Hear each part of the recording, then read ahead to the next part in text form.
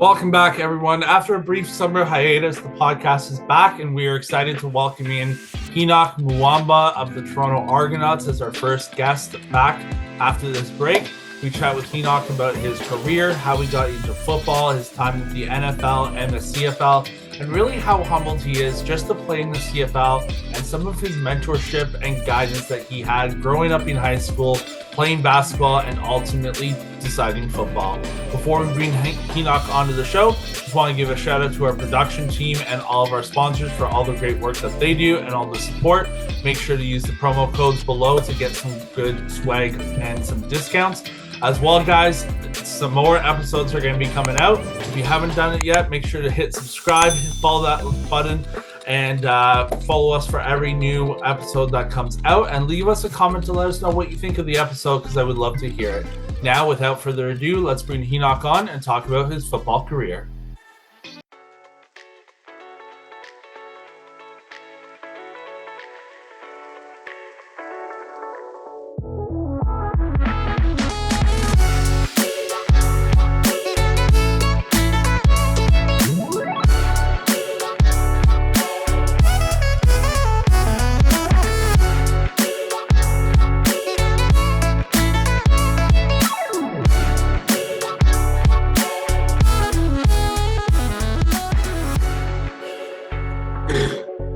All right, Henoc, how's it going today, man?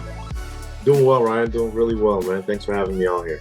Yeah, thank you so much. How's the season been going so far?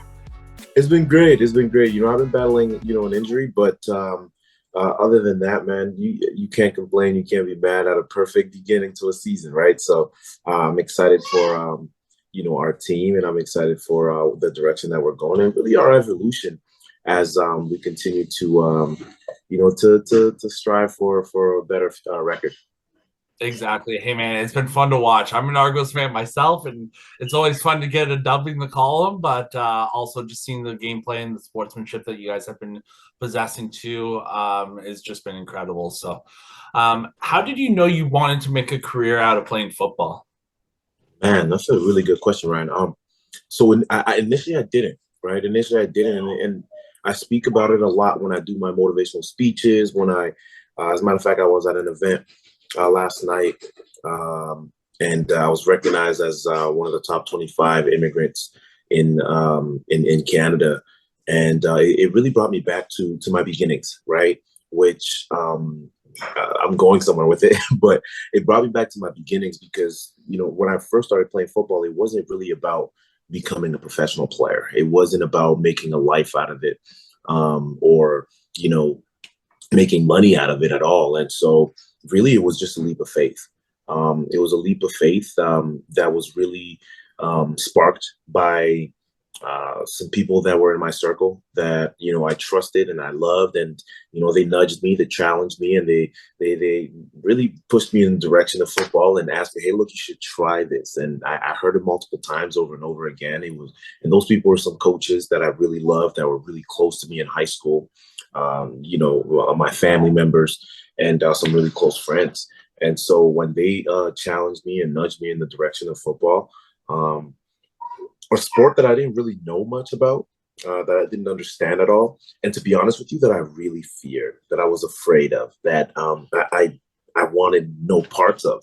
And so, like I said, it's easy now to look at my life and see all the accomplishments over the course of, the decade plus years that I've been playing this sport professionally, and say like, man, you were born for this.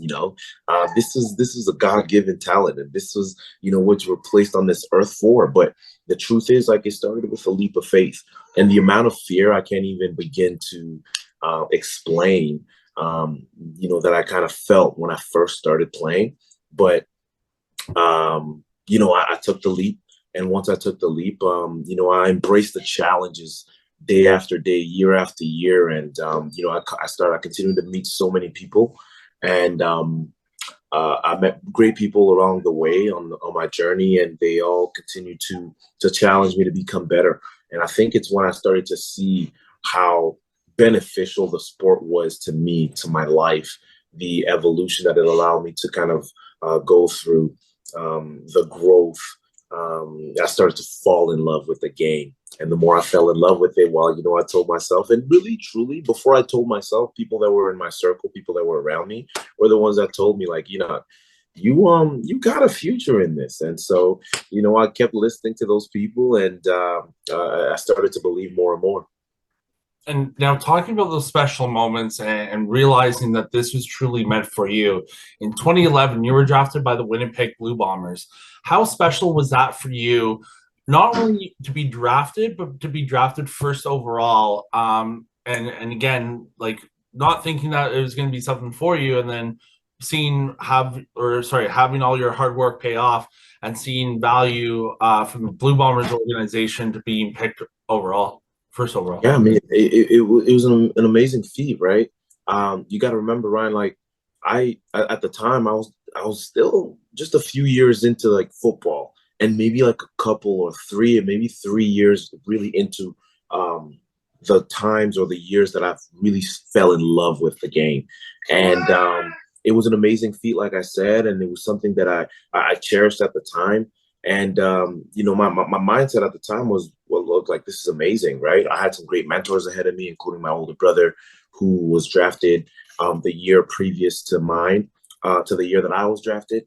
And I every time I talk about that year, 2011, and being drafted first overall, I always say like it's easy to pass a test when you really got a cheat code, when you got the answers to the test, and you get to really read through and kind of understand the mindset that you need to have, understand the skills that you need to develop, understand the way that you need to speak. So it's easy to do that when you have, that playbook in front of you. And I did, with my older brother, I did with my closest, friends and my roommates in university. And so, they're the reason why I was able to, get drafted as high as I did. And, at that point afterwards, after I got drafted, I remember very well, my mindset was, hey, look, I got to make sure that I prove to the rest of the country, right, the rest of the CFL, that the Winnipeg Blue Bombers didn't make a mistake. And so that was my goal. And it really was one of the reasons why, I was motivated and inspired to work as hard as I did.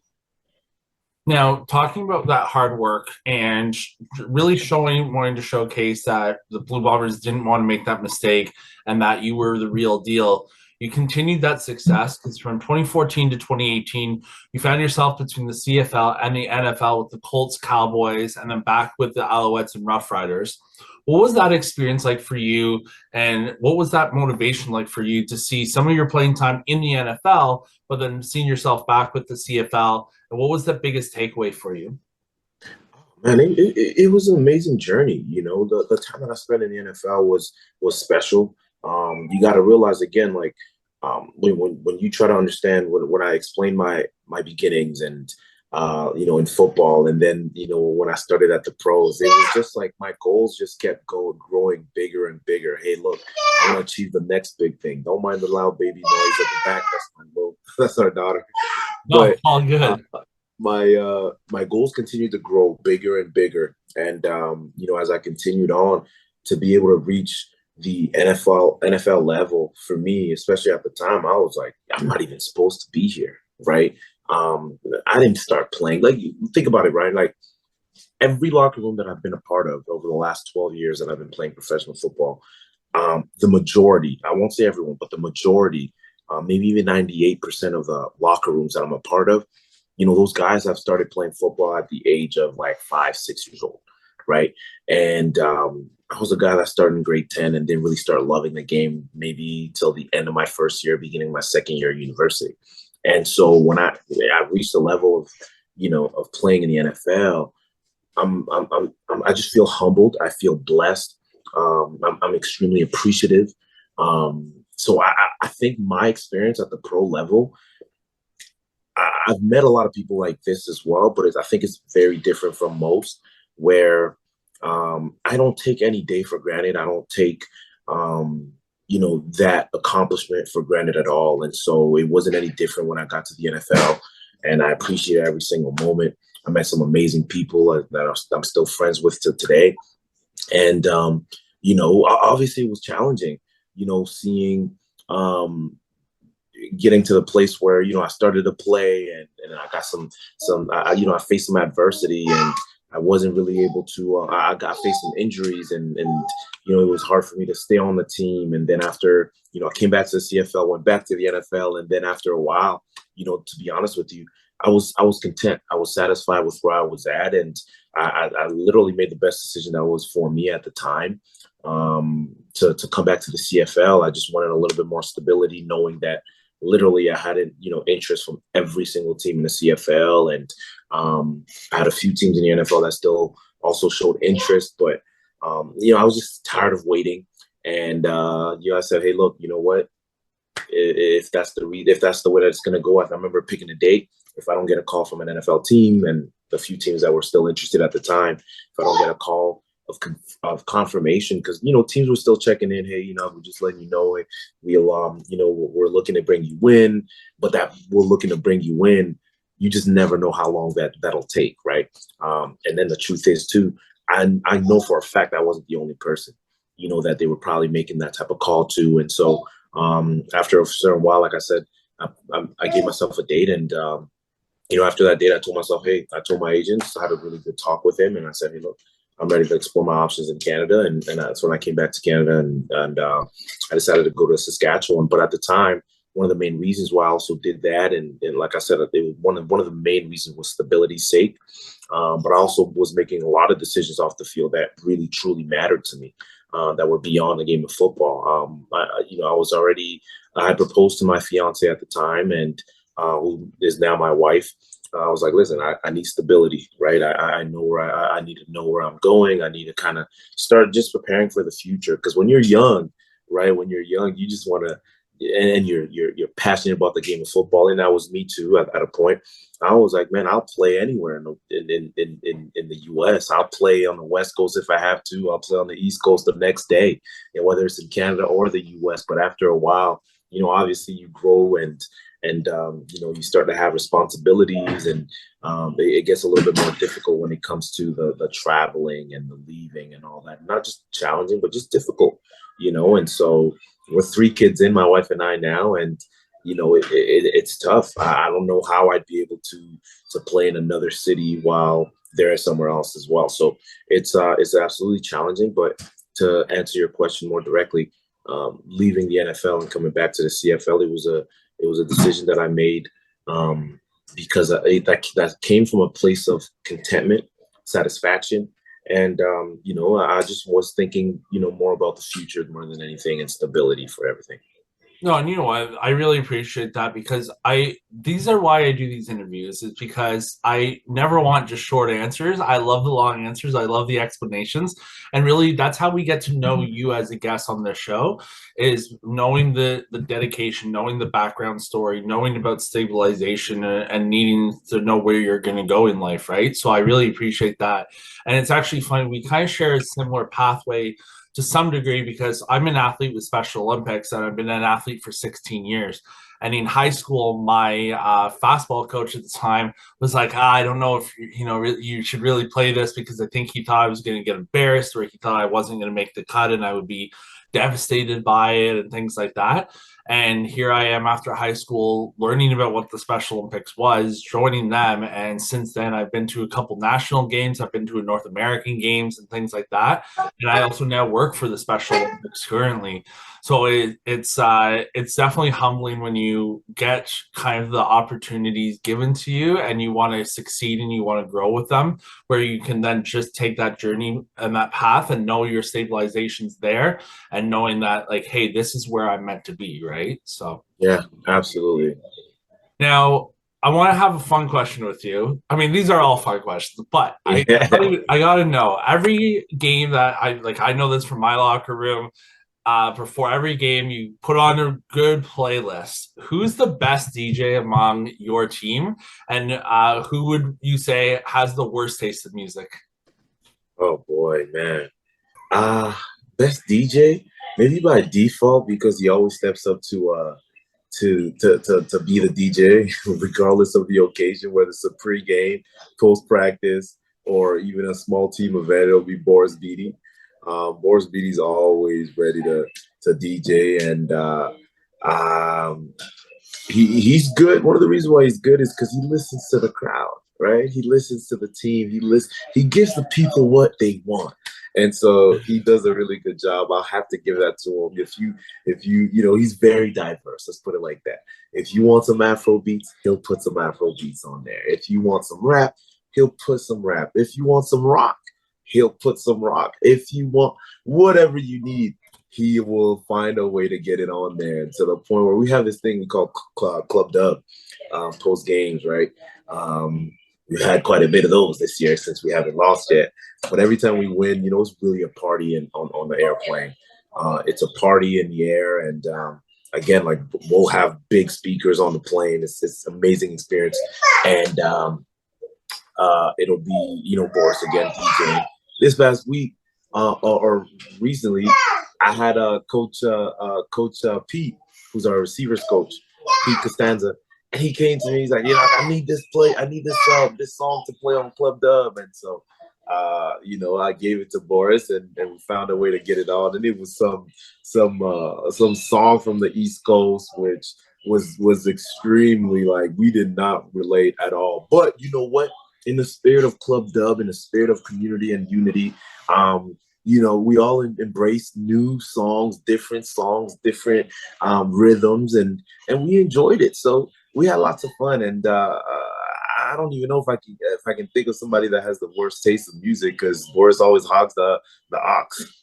That's good. Hey, no, that's good to know. I was hoping you'd toss my boy Chris Milanovich in there, thinking he'd put in some good tunes, but nah, I don't know. We don't trust him enough with the ox. We don't trust Chris with the ox. Yeah, I mean, fair enough. I probably wouldn't either. Don't worry. Now, you signed with the Toronto Argos in 2021 and then re-signed in 2022, where you find yourself with your team on the Grey Cup against your former team, the Winnipeg Blue Bombers. What was that feeling like for you to not only hoist the Grey Cup, but to experience that win with your team against the team that drafted you? Man, it was amazing. It was amazing. I mean, when I started to dream big in the game of football, and to kind of see myself playing professionally, and one of my main goals also was, sports in general is you play to win, technically, but football in particular, man, you don't just play for fun. You want to win. You want to win Grey Cup. So to have played for the duration of 11 years and never having hoisted a trophy, gotten close with the Winnipeg Blue Bombers my rookie year, close a couple of times with the Rough Riders. There's a few years where I felt like we should have really gone further than we did. The one year when we were with the Colts, the Deflategate game against the Patriots was close to a Super Bowl as well. But my goal, and over the course of my career, has just been to just be a part of to be able to contribute to a Grey Cup winning team, to a championship winning team, right? Just to be able to contribute to a team like that. And so to find myself in a Grey Cup game against, the Winnipeg Blue Bombers, to be honest with you, I wasn't thinking about, oh no, there's a team that drafted me, one, because it's 12 years ago, 11 years ago at the time. So I wasn't thinking about, hey, this is who drafted me, now I'm playing against them. Oh my goodness. I feel like, to be honest with you, it could have been anybody else on the other side. But like I said, I was more focused on contributing to a Grey Cup winning team, and I try to do everything to the best of my ability, and then to help everybody that was around me.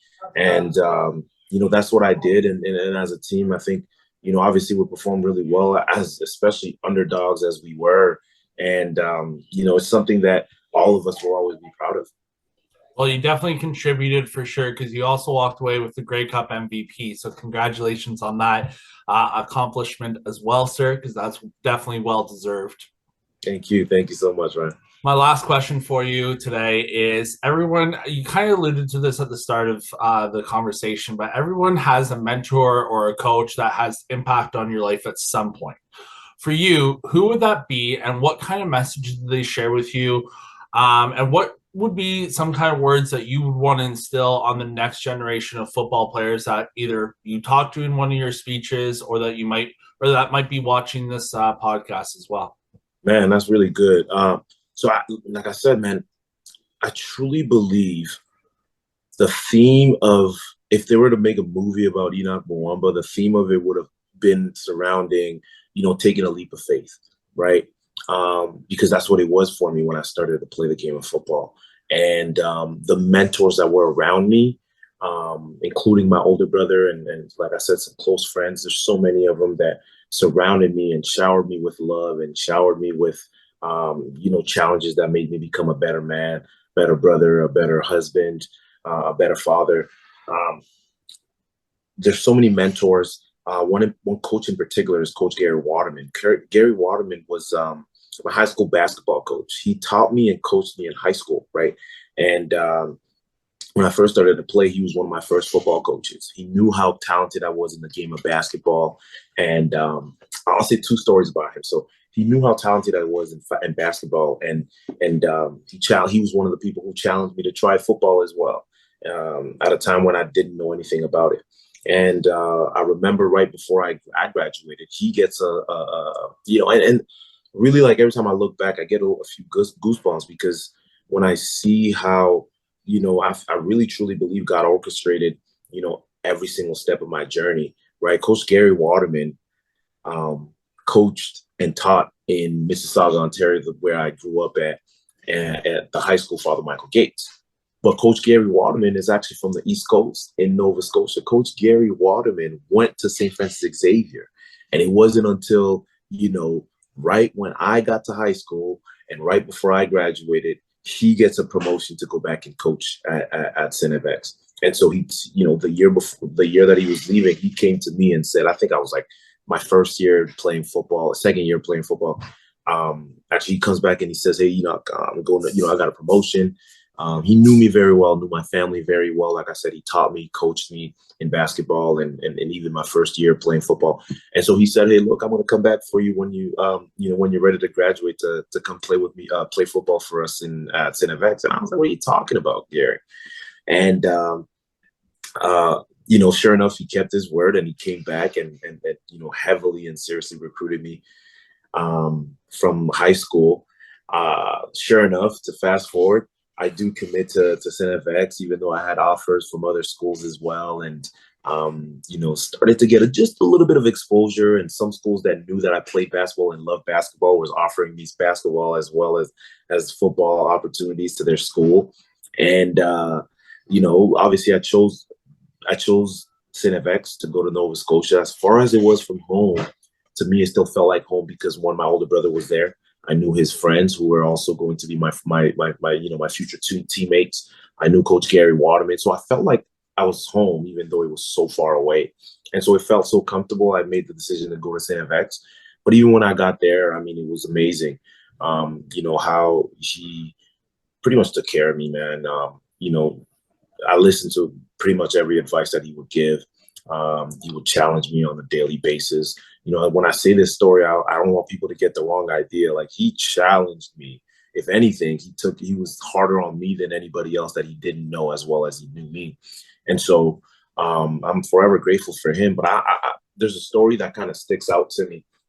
I remember my third year in university. So my junior year, after your third year in Canada, in university, there's a game called the East-West Bowl, where you get to showcase your talents, your skills to a bunch of scouts, pro scouts, as well as nationwide. And so you got to get selected in order to participate in this game, and everybody wants to be in this game. And so I get called out to be in that game, but I was at a place where at St. FX where I felt comfortable with the playbook. Defensively speaking, I was named multiple times as a conference all-star. Nationwide all-star. I got a bunch of accolades, so I felt comfortable with where I was at. And every year after I played football, after the football season, I would play basketball with the basketball team. And then in university, basketball guys and football guys were really close, and so they would invite me quite a bit, frequently, to kind of play basketball with them, and they also thought that I played pretty well, and they were like, listen, man, we could use you. And so I said, all right, man, if you guys are open, I'd love to join the team. And so they go and they talk to the legendary Coach K at CineFX, the Canadian Coach K. And so they take me to his office. I talk to him, and he says literally like, hey, um, we'd love to have you. I've seen you play, with the guys. I see you all the time. You can definitely compete. You can definitely play at this level. We'd use you for sure. But I don't want to step over Gary Waterman's toes. I don't want to step on his toes. So you go to him, you tell him that we're open to having you on the team. And if he agrees, as long as he agrees, you got a jersey waiting for you. So I'm running to Gary Waterman's office and, super jolly, super happy. And, he knows how talented I am in basketball, how I play. And so I walk in, I say, hey, coach, got great news for you. He said, oh, what's up, And he says, the basketball team just invited me to get on the team. And so, I don't know how much I'll play, but they told me that I can basically join the team. He's like, oh yeah, I've seen you guys playing, because the way that the athletic center is built in SNFX is the coach's office is at the top, and it's like an oval kind of setting where they can kind of see the basketball court. So whenever I play with the basketball guys, multiple coaches will be able to see as well. And so he said, yeah, I've seen you play. And that's great. But I remember we talked for maybe the next 10 minutes. I didn't say much. It was him talking. And for as long as he talked, he never once said, no, don't do it. But he said, basically, hey, you have a future in football. And I wouldn't want to see you squander it because you tried something else. He was basically telling me to focus on the things that matter the most. He focused on something that would really pay dividends in my life. And he believed in it. Like at that point, I was starting to dream football, seeing a future in it.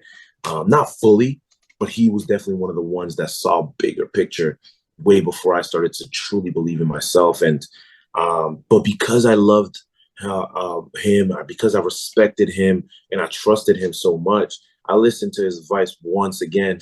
And, like I said, he didn't say no one time, but he gave me like all the reasons under the sun as to why I shouldn't.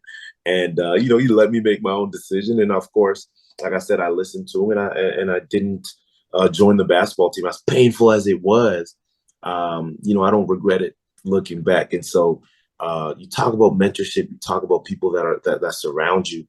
I often say, man, you got to create that community, because you never know what's on the other side of your fears. You never know what's on the other side of that leap of faith, right? And so in order to take a leap of faith, especially one where you have a lot of fears and you have a lot of hesitation, doubts, you have to create a community.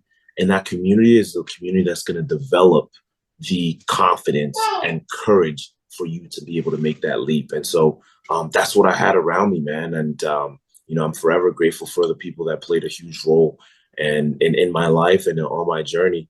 I always tell people, man, people are like, man, why did you cry so much at the Grey Cup? And I'm like, it was me literally looking back at the people that played a role in my life. I literally went back to my former teammates that helped me in my rookie year when I had a 3-month injury after being drafted first overall. The teammates that kind of encouraged me and kept me going. The friends, my wife, obviously my daughters, the motivation that they are to me. My family members that stood by me the whole time. Even as I sacrificed every year, literally time away from them. And again, like the coaches, the mentors that were around me, like that is why I was as emotional as I was at the Grey Cup. And so, like I said, I don't regret any former decision, past decision, but if anything, I'm extremely appreciative of the people that have been around me. That's incredible. Well, you know what? That's a fantastic story. I'm glad it all worked out. Shout out to Coach for all the motivation. And again, congratulations on all the success and all the continued success with this year. And I know myself and all the Argo fans are looking forward to when you get back on the field and get putting some more wins in the Dub and celebrating the Dub Club. So You know it, man. Thanks a lot, Ryan, for having me on the podcast. no problem. Take care, man. All right, thank you.